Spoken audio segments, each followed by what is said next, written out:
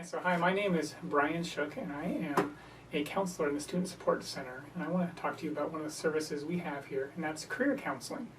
So we know that when students have a clear career goal and a path how to obtain that, they're going to be more successful. And I can remember back when I was in community college, I didn't have a clear goal, and it wasn't until I got the help of others that I finally kind of crystallized my path. And so I really enjoy helping others find the paths for their career. So if you were going to come talk to us in a career counseling appointment, there's several things we might do. We might ask you some questions to get you to think about yourself and what's important to you and how that relates to career. We also have several assessments that assess personality characteristics, interests, values, skills. And here's an example of some of them. We have a strong interest inventory, which is a popular one with students. We can administer that. And we often use a career card sort. We have a values card sort that I find useful. Also, once you've started to pick a different career, we have some tools to help you just research about that. We can point you towards those tools. And when it's time to apply for jobs, we can help you develop your resume and interview skills. And I have a belief those are skills that can be learned, and I enjoy helping people improve those skills. We offer personal counseling to students as a way to help you address any issues that might be getting in the way of your ability to focus on your studies.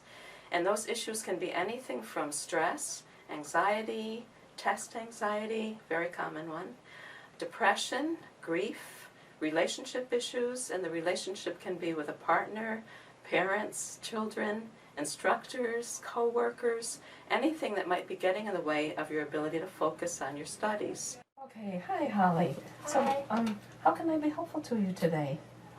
Well, I'm feeling really anxious. I'm just so overwhelmed with school, and I think that's probably normal, but I take it home with me. I just constantly am worrying. I can't sleep. Yeah, I can't eat. In the morning before I come to school, my stomach really hurts. Yeah, it sounds like it's a pretty high level of anxiety. Yeah, it's overwhelming. Yeah, okay. So, Yeah, how long has this been going on? About probably a week before the quarter started, I just, when I was getting my books and just thinking about all the things I need to do. Yeah, so it feels like it's related to school. Yeah, I think so, because this is my first quarter. I didn't have it, before. Yeah. So. Yeah, so it's kind of an episodal thing. Maybe when you take on something new in life or something like that, then it maybe brings it up. Yeah, I had not as bad, but once when I started a job as a teenager, just first month, just feeling overwhelmed and I just can't settle down or stop thinking about it. Yeah, it's just all the time. Yeah. So would it be helpful, do you think, to learn some tools to help you to manage the anxiety? Is that what you're hoping for? Yeah, because it's all consuming. I just don't know what to do. So yeah, it would probably be really helpful. Okay, so we're going to start with a little tool right now. Okay. And this is a breathing exercise. Okay. So basically, let's do a quick little breath check to see how you are breathing now. So take a couple of deep breaths and see what part of your body moves up and down with the breath.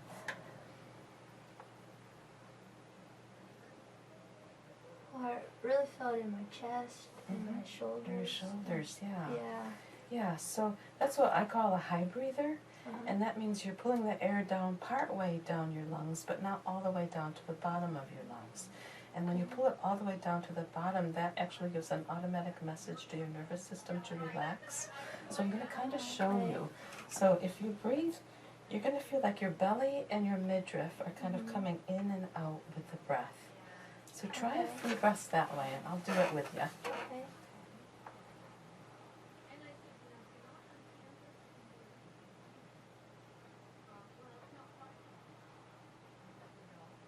Kind of like pay it from my shoulders down to my belly.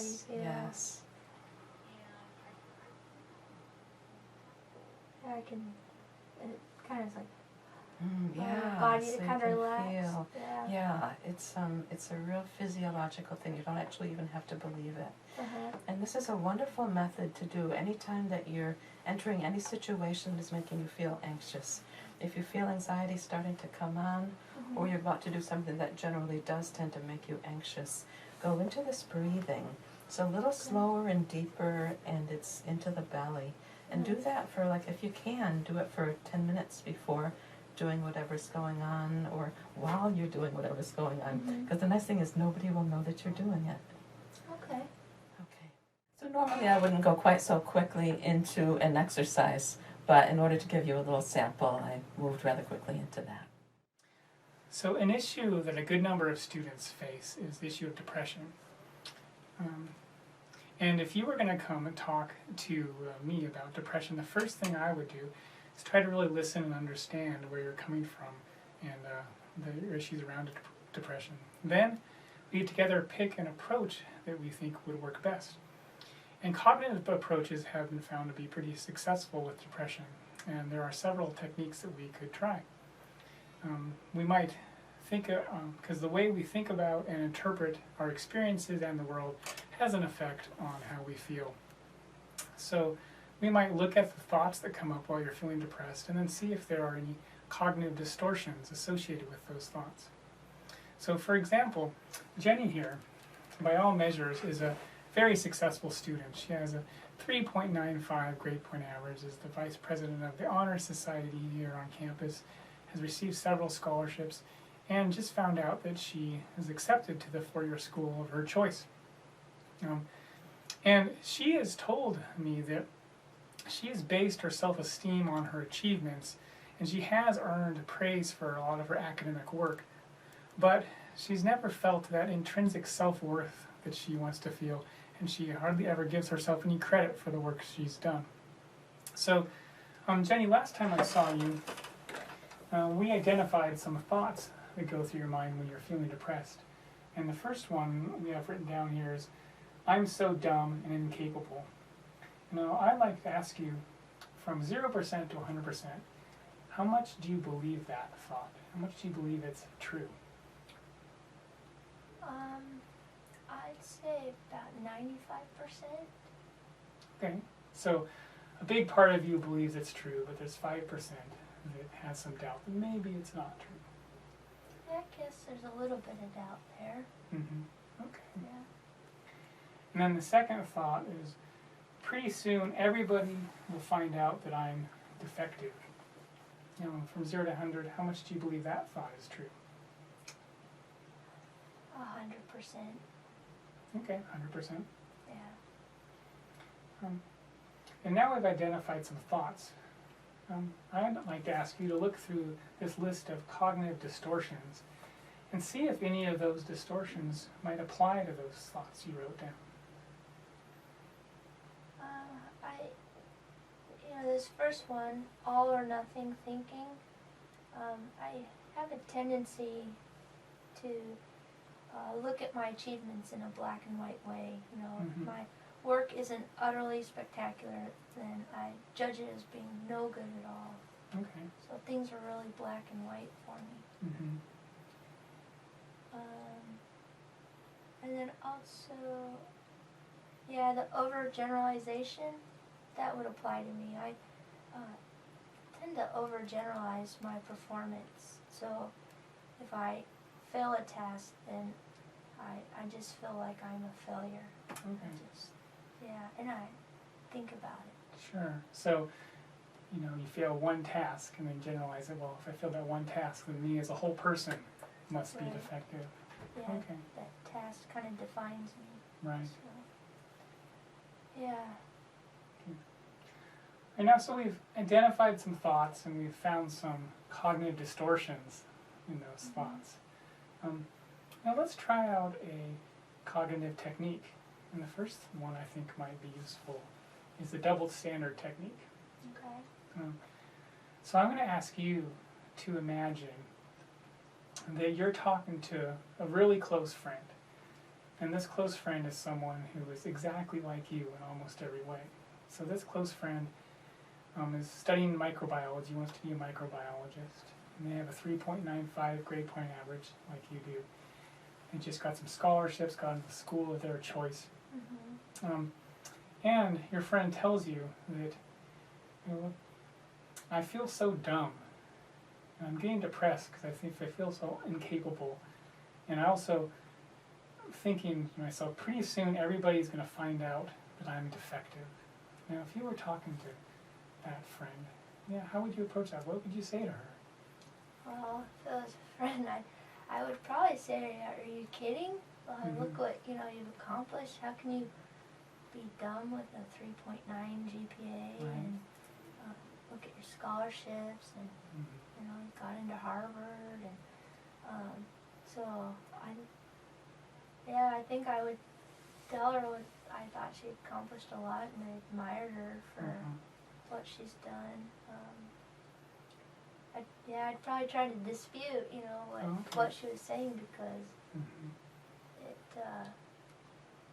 doesn't, what she's accomplished doesn't reflect what she's saying or thinking. Sure. So. Yeah, so when you're talking to her, what's going on in your mind is what you're saying doesn't seem to match these other parts of you. Okay, good. Yeah. Well, it'll give us some more to talk about. I teach 2 classes. I teach Human Development 111, Career Options and Life Planning in the fall. In the spring, I teach Human Development 151, Interpersonal Skills. For the career class, it's divided into 3 sections: self-assessment, career exploration, and job hunting skills. So the first part of the class is devoted to doing assessments and exercises to help you understand better your interests, your strengths, your skills, values, and personality characteristics.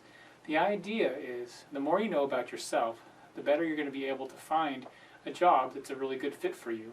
So after you gather that assessment information, we help find careers that are a good match. And then the last part of the class is focused on job hunting skills. So we dive into interviewing skills and resume writing skills.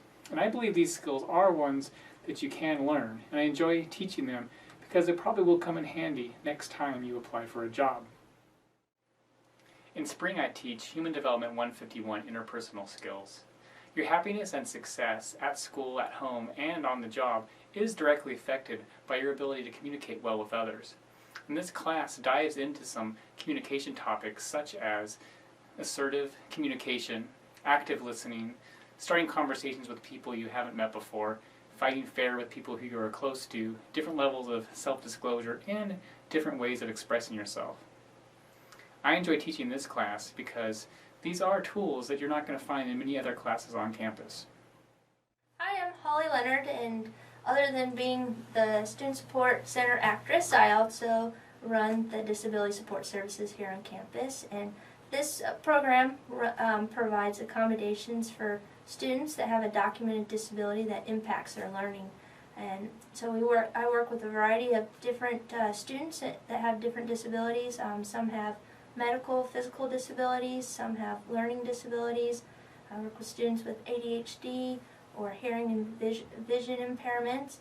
We also have some students that have psychological disabilities such as depression, anxiety, bipolar. So any condition that an individual may have that impacts their learning, we look to see if we can provide accommodations to help them make sure they have equal access to their education.